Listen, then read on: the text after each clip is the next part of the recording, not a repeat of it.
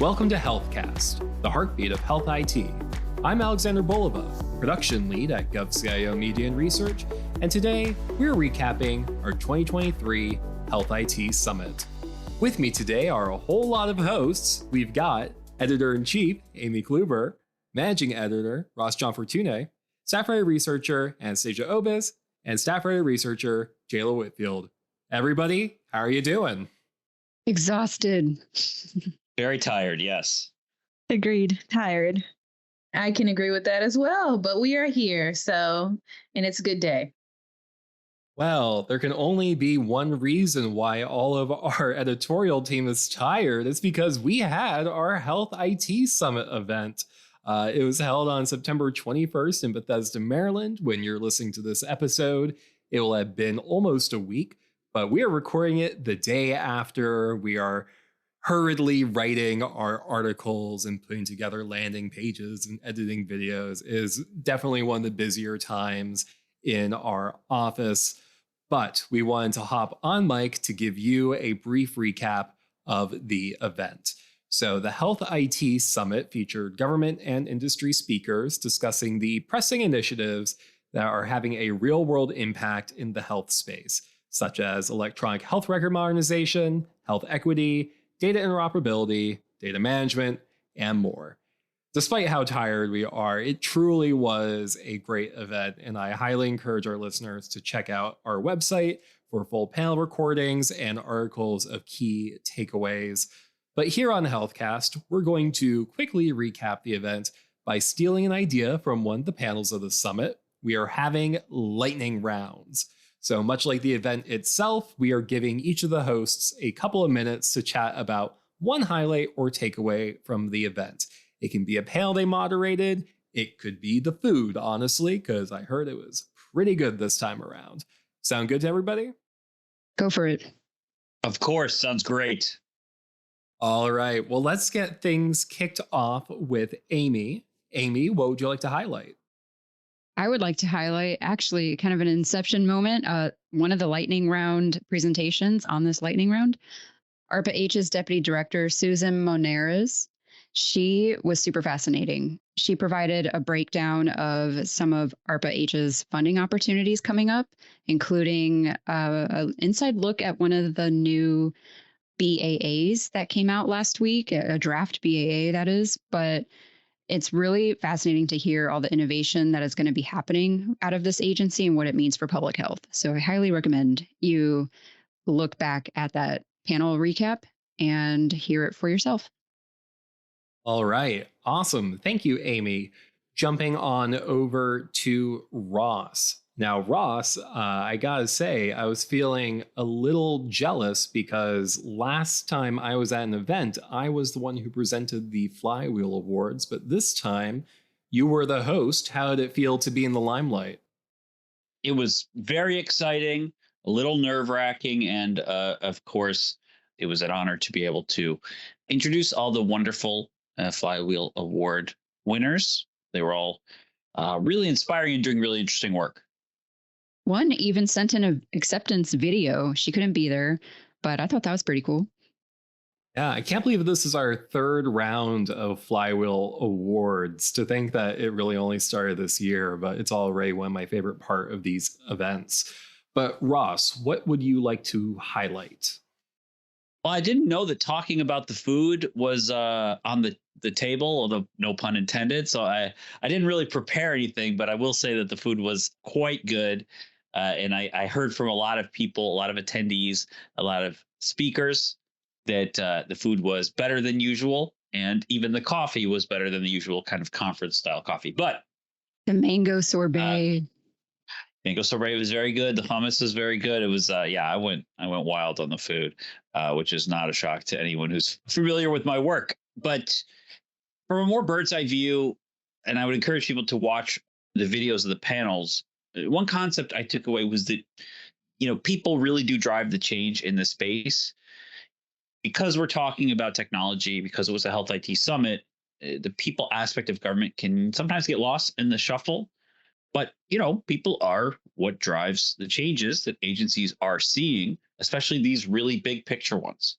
So leaders, officials, managers, everyone in this space needs to really excel at the change management aspects of health IT. Health IT is a really fast moving sector. I think it was on your panel, Anastasia, that John Wyndham said that learning is something that should never stop. And then he talked about going to a hermitage if you don't want to continue to learn. And that, of course, applies to everybody in this space. And I think it was a theme throughout a lot of the panels, because the government isn't known for its agility. On my cybersecurity panel, for example, the resiliency needed to keep cyber threats away can't wait or pacing like a tortoise. So the proverbial crooks are often moving more quickly than the cops in this space. So on the panel, Amber Pearson from VA talked about the ownership that everybody at her agency, every person, all the people, need to feel about cybersecurity in their health IT world, whether that's adopting zero trust principles, or if it's something as normal as the cyber hygiene on their devices, their laptops, their mobile devices, whatever. And it really takes those people. It takes a lot of buy-in from those people, and it takes a willingness to adapt to that change.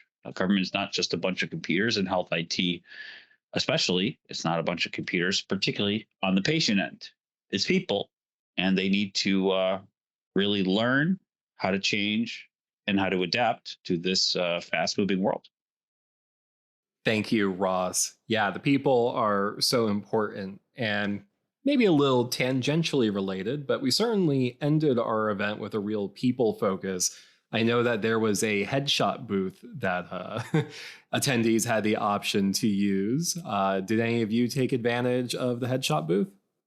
I think we all did, right? Yeah, or a group photo. My I actually took a headshot though. My headshot is ancient. I look way too young in it. So I don't know. Maybe I don't want an updated headshot if I look older. Well, hey, just like our panelists, GovCIO Media and Research is highlighting the people that make this all happen. Moving on to Anastasia, what is your takeaway? Ross, I agree. The food was excellent. And, I usually don't have anything to eat at these conferences because I'm vegan. And I always have a bag full of snacks. But this time, the food was so good. So for my panel, I was modernizing the electronic health record panel. And I got to talk to John Wyndham from Firm, Commander Scott Miller from NOAA, and Ben Cushing from Red Hat. And the three of them gave just fascinating insights into the barriers and challenges of modernizing EHR. The discussion was particularly interesting because NOAA just went live with MHS Genesis. So they're very much in the middle of it. And John Wyndham with Firm, he oversees this implementation of EHR at the DoD and the Department of Veterans Affairs. So yeah, we talked a lot about change management, and both Commander Miller and John Wyndham, they honed in on people and specifically effective communication when implementing EHR. And Ben Cushing provided just amazing insights into the technology part of it. He talked about embracing slow migration rather than introducing major changes all at once. We talked a lot about interoperability, of course. And, it was just a great discussion. So I highly recommend that you check out the recording of the panel. Yeah, it really stuck out to me in that panel, the idea of just with these systems that are based in real lives and real people who need real-time assistance, you really don't have wiggle room if your switchover isn't seamless. And sometimes, even though we want the newest thing now, it really is a matter of being patient and making sure that you do it correctly. And wrapping up the event was Jayla, who moderated our last panel. How did it feel to wrap up what has to have been our longest event at almost 8 hours? Yeah, definitely. So I had the final panel and it went really well. Thankfully, everyone was still, they had their coffee, their sweets, and they were still very attentive, still asking questions and engaged. So sometimes when you go last, people tend to leave out early at these types of events. But at this one, they were there. They stuck around and listened. So I'll talk a little bit about my panel. It was investing in emerging tech, which is a really big topic. So the healthcare leaders on this panel, they talked a lot about AI, of course. They even had a moment where they said, who uses ChatGPT? And everyone basically in the room raised their hands. So we dived into AI, but some of the things we talked about were some of the challenges that they face with AI. So the cybersecurity challenges, the funding challenges are also a big talking point, and how to use it responsibly and safely was another big point. But the driving point from this conversation that I got away from it was that even though there are all these challenges, the leaders in the healthcare space are really excited about using this technology. It's going to help save lives. It's going to help make sure they're able to do their processes easier with the right implementation. So they're not looking at the challenges, more so they're looking at how the pros are going to outweigh those cons. So the next steps are putting it into place, getting the right funding to make it happen, and doing it. So one of the biggest quotes that I like from Sanye Basarik, she is an AI lead at HHS. She said, we have to keep humans in the loop. And she quoting her, she said, we're talking about human lives and safety and the rights of Americans. So we cannot get that wrong, right? So there has to be a human that makes the final decisions for those important, impactful AI situations. So regardless of the challenges that AI may come with, there's always going to be that human in the loop to help pave that way. If you didn't get a chance to listen, make sure you go check it out. All right. Thank you, Jayla. And yeah, if you didn't get to stay for the whole event, or if you weren't able to attend the event, I highly encourage you to go to our website to keep up with our incredible coverage. All of our editorial staff is working around the clock, I think maybe literally, to make sure that you have access to these panels and takeaways and insights as fast as possible. It's a great page, and I really hope that you check it out, because I know that we are proud of both our content and the event. I wasn't able to attend in person, but I was watching the whole thing, and it really seems like it was one of our best in-person events. So today's episode was just a little taste of all of the, like I said, almost 8 hours of content that we had to share. So please check out the website for the full recap. We'll be back in 2 weeks with a brand new HealthCast. But until then, thank you for listening. If you like what you heard, make sure that you're subscribed, leave a review and a 5-star rating on the platform of your choice. And if you like what you heard, tell a friend. We always love to grow our audience. I'm Alexander Bolova. I'm Amy Kluber. I'm Ross Gianfortune. I'm Anastasia Obis. I'm Jayla Whitfield. Thank you for listening. HealthCast, along with GovCast and Cybercast, is a production of GovCIO Media and Research. For more podcasts and to check out the other shows, head to govciomedia.com.